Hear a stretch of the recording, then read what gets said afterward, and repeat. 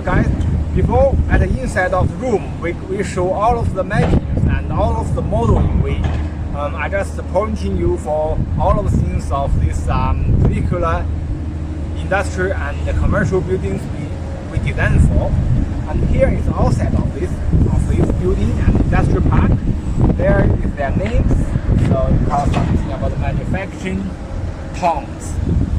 So there is a particular landscaping we are doing for this industrial zone.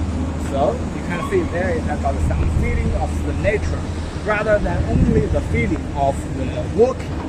So it's all green and much more ecology. And we move to this side. This side is all of the success, the buildings we are finished to build, and also is already have someone inside here to working for this.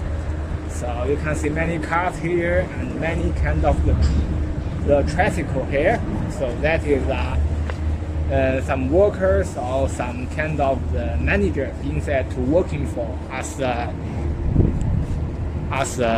use purpose for the production.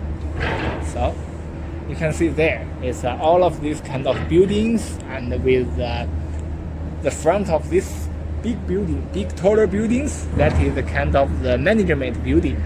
So all of these things, all of these two sets of buildings is using for the purpose of the manufacturing and factory.